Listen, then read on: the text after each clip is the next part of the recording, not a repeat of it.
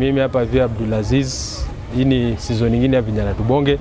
2021 tumekuja na vitu zingine bigger and better. This season tuko na msemo mmoja amekuwa passionate sana kwa hii team. Anaitwa Dr. Ahmed Kalebi. Yeye ni supporter sana wa hii show. Na leo amekuja hapa hivi ghetto, amekuja base, amekuja camp Gogo yenyewe. Amekuja kuona, anasema story yake basically venye ilianza hapa hivi Gogo, venye mirelate na nyika, venye mnajua Kalebi ni big shot ama venye waseo squeeze usema yeye ni bazoo. So kwetu kama mafans, kama masupporter club ya Gogo Boys, hii ni special moment na sika Vijana Tubonge amekuwa kitu support sana. So hakuna venye tungeacha hiyo opportunity ipite na ako area.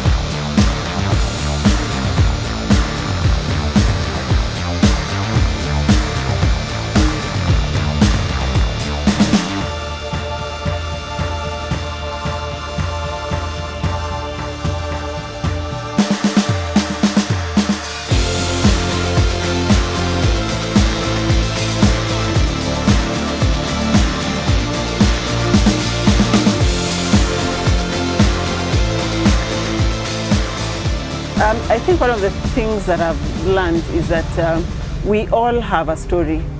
Everyone has their story. Everyone has a journey that they have been going through.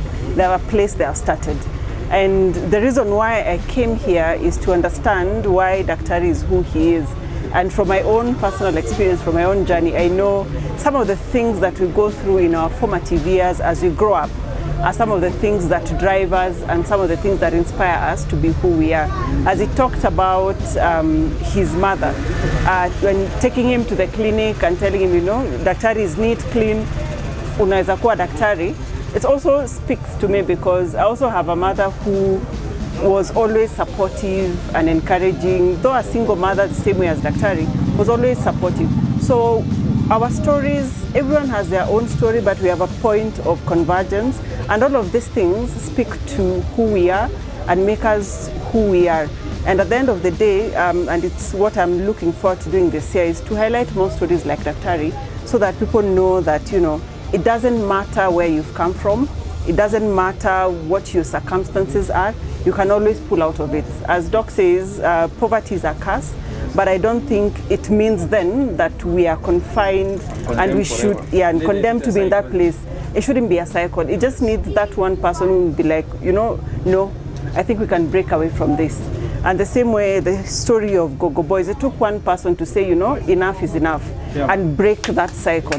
And so for me, the things I've learned is that we all have our different stories, but we have similarities, and when we bring all of these energies together, then we have something that will outgrow us. And for me, it's about, I'm looking at all of us here, we are young, we will exit the stage at some point. What will we have left behind? And for me, looking at Lancet, looking at Gogo Boys, and some of the initiatives that you have here, they will outlive you, they will outlive us, and they will let the generations that are behind us, the people that are behind us, pick up something. And as I think it was Obama, one of the people who was saying that, you know, in life it's a relay. Run your race. When you're done, take the baton, hand it over. Where are you handing it over? At what stage?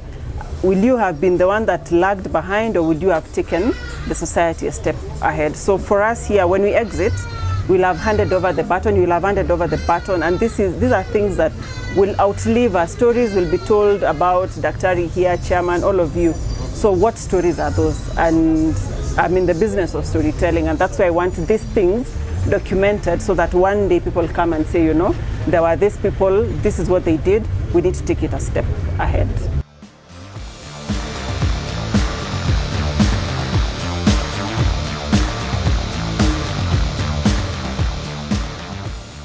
when I said we are organized, when I called Daktari, he said it was Wednesday. Yeah. On Tuesday. You had to meet you on Wednesday. Oh yes. So Doc is like, I don't know if we will be able to pull this together. No, it was Monday. It was Monday. Then you're like, me on Wednesday. Yes. Just one-on-one. And then you're like, I don't know if we'll be able to pull this together, but let me make a few calls. It's like, call me in the evening. Call him in the evening, he's in the mosque. Then on Thursday morning, it's a whole list. On Wednesday morning. It was Wednesday morning. It's a whole list of, we'll do this and this and this and this and this. Let's not do it today, let's do it on the weekend. And then now when I've come, it's organized. There's even cake. As in all of these trophies, there's a jersey with my name. Cake is a staple food. Yes. We are a team of cakes. A team of cakes. So in that short span of time, we've been able to put together for me what will be a very, very good show. Because for the year, I mean, I'm thinking when I put this for my audience, they will be inspired, they will see something, they will want probably to come and see for themselves what is here. So that kind of organization, it has helped my show, but it also made me learn that, you know what you're doing. You're organized and you have your everything together, which as Dr. puts the ego side, yeah, it's amazing. So congratulations, and I wish you people all the best. I hope to come back again and do another story. Gratitude is actually special in its own category, but now that you've even joined us, you are our newest signing. I've seen you have a jersey. I didn't get the number. It's number 4. Yes. So but see defense. You can even get it for your kids, by the way. Kids to support the club. Yeah, to support the club. When I get kids, I'll come and pick for them. It's a prayer. Say amen. It's a prayer. You know, like that, but that just goes straight from my mouth to God's ears. My only point for you is, what can you tell these aspiring journalists who are trying to do for the Vijana Tubonge show? For me, being in mainstream, the thing that I've been thinking about, and especially during 2020, that social media, the digital space, has disrupted how we do media. So you don't have to be in the mainstream media, you don't have to be in the Standard, the Nations, the royal medias of this world for you to do your journalism. Actually now, you realize people have moved into the digital space, the social media spaces. So don't limit your thinking to mainstream. With your phone, you can do stories.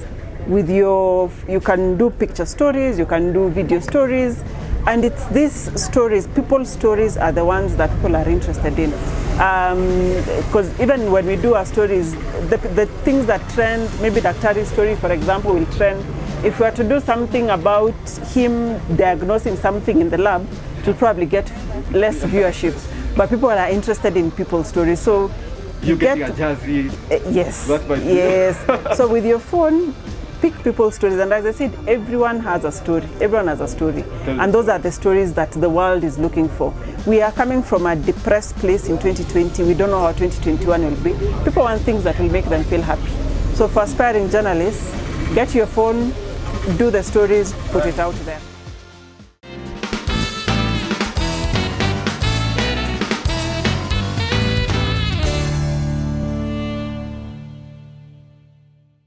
Yeah, so today we are very honored to have Dr. Korir and the KTN crew. They came to visit hapa mtaani to come and do an interview. Dr. Korir had approached me earlier in the week, and she wanted to do a story on me as a doctor and the work that I do in the community. And what inspired her to do the story, she had been seeing what's going on with Gogo Boys on social media, including the Chris Darling Cup. So she wanted to know more about what exactly I'm doing with Gogo Boys. And she had also seen things that they were doing with NUSO. So she also wanted to know what we're doing about NUSO. So her main aim was to do an interview with me. And we even thought of doing the interview just one-on-one. But then I told her, look, that was on Monday. She wanted to do the interview on Wednesday. Wednesday I was busy. So I told her, why don't you just come and it will make more sense to do the interview with people around. Yes, it will be about my interview, but my story is the people's story. So I told her, you come and do the interview, let us see what's going on. So I told her, let me talk to a few people, we see how it will go. I called Hassan Mahmoud, former chairman of NUSO, told him, can you organize for a meeting? Because I wanted to meet the new incoming official of NUSO. And then also, can we come and give him a tour of the base? I know, unfortunately, our hundreds of thousands of investment in the building was destroyed. That is Allah's grace. But we are in the plans of making another facility. But I thought that if you come, at least there'll be something that will happen. I didn't expect it to be like this. Even her was surprised. So she came, I called you guys, I called a few people, and they said, no, we'll organize something. I have not seen, I didn't even know what was being organized. So this morning we went to Madrasa, had a meeting with NUSO, she did an interview. Then, as we came out like this, the top-notch Gogo guys were there. Mashallah. Kolo, team, top-notch to receive her. She was surprised. Alona jamaa akona, my reflectors, nini, akasema, where we are going, is it fun? No, it's a walking distance, you get to feel the mta. It was raining a bit. We walked, she did the interview, we reached here. She was super impressed. And the rest is history. It was captured, as they say, on the live. So the main aim of her presentation, or her feature, she had to prepare a feature talking about the doctors and what they do in the community. Because a lot of the time we focus on what doctors are doing in the hospital. And I'm very honored that she actually chose this. And I'm very honored that actually Gogo Boys, what we are doing as Gogo Boys is what inspired her. And as I came and showed her, I said, I'm just a small part of it all. We have everybody right there from the founders, including the chairman and the rest of the team. It's a new generation of guys. And I think somebody captured her when she was saying it, that she couldn't believe the level of organization that we guys had, all the way up to the cake cutting. And as I told her, we are a team of cakes. Yeah, we celebrate everything with cakes. We have a lot of people who bake, and she enjoyed the cake. We unveiled for her T-shirt with her number. She asked for number 4 because that's her birth month. She's thoroughly impressed. So we have a new signing. I personally am very happy, very grateful. I think you guys made a very good show. So much so that I even went with her to my grandmother's place where I was raised and brought up in Kabimuru, and I think she'll end up having a very good show. And it has been a very good period. I think it's a good start to the year for Vijana Tubonge. She had very good words for you, and she told you guys journalism is about telling stories. It's about saying the stories of people, telling it to the people out there. And Vijana Tubonge ndio, lakini tunabonga nini? Tunataka kubonga mambo ambayo itatusaidia na itasaidia jamii. And mashallah, that is what I think is inspiring. She also shared with us her own story when Vijana Tubonge interviewed her. I hope that was captured. She was also raised by a single mother under difficult circumstances until she became a doctor. Also comes from a humble background. So this story we have here of Gogo, my story, resonates quite well with her. She talked about the girl child, that the girl child must rise up and believe in themselves. So I think it was a good day. Hopefully her show will be spectacular as well in another few weeks. She said most likely by early February, 1st or 2nd week of February, she'll be airing it. And I think I just want to thank the Vijana Tubonge team. I want to thank our Gogo Boys. Executive is last, but the guys on the ground. Yeah, the security team, emergency response team, Jamawa Camp Upper, the way they took care of this place, it was spectacular. Despite our place here being destroyed, we will rebuild, inshallah, even bigger and better. We are going to the new season, now to the rest of the Gogo family. We're going to the new season. Unfortunately, we didn't make it to Division 1. That is Allah's will. The tournament was, the league was prematurely terminated. We attempted to try and see if we can get promotion on virtue of being number 2 with some contested points, but Equity were the more deserving people to get that position because they're only taking 2. Ruiru went automatic from the playoff as the other team, but then they took Equity from the 3rd playoff. Yeah. So inshallah, football is not just about winning. Football is not just about getting promoted. Football is about what you enjoy. Football is about what people are doing. Football is about playing for change. That's as far as Gogo Boys is concerned. We'll continue playing for change, whether it's in Division 2 or when we go to Division 1 or whenever. Our journey is still on. Tumetoka mbali. The Gogo Boys story continues and is still being written. Inshallah, this year we are looking to unveil new sponsors. We are looking to unveil new programs, new co-sponsors, additional things. Inshallah, this Corona thing is over soon. Then we can have our annual award ceremony for the players and the fundraising. And for the guys, I think this is the year we need to start reflecting and saying, what can we do to impact society bigger? Yeah, it is one thing what we have done with football, but we know we don't have as much in terms of drug abuse, not as much in terms of what? Violence and gang, but I think there's a lot more we can do. Alcoholism is a big problem. That's something we need to address. And one of the things that I'm planning to do, inshallah, before the end of the year is relook at what can we do in terms of entrepreneurship. We are talking about this to form a Gogo Boys enterprise, which is in the works. So we don't have anything to fear. I know Abdul Suleiman is looking at me and saying, now huyu daktari anapeana mipango yetu na suji nani watatu copy, nani watataka but that is what Gogo Boys is all about. We are not here for any enmity. We don't have enemies. We compete with ourselves, and as we compete with others so that we all rise above. I think the football rivalry that we are having right now in Kibra, it's a good thing. It is healthy. We just need to make sure that it doesn't go to an unhealthy level. People should be enjoying the football. People should be enjoying the banter, but let's not take it overboard. Yeah, if somebody has a good idea in Gogo or outside, they should be commended.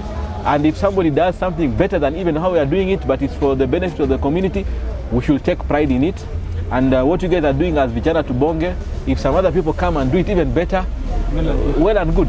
Because remember, we have so many problems in the community. There are so many opportunities to solve those problems. So the more the merrier. The more the merrier. The little we do, yeah. But of course, there is a pride to winning. And when you have stuff like the Christian Cup, our biggest cup yet, we hope to even have bigger cups in future. But sports is like that. Asiyekubali kushindwa sio mshindani. Kuna wakati wetu wa kushinda na wakati wetu wa kushindwa. And I'm saying this specifically because I know there are a lot of people now who are supporting Gogo, up to mama nyumbani kama ananisikia. Hakuna uadui. Hii ni historia nini?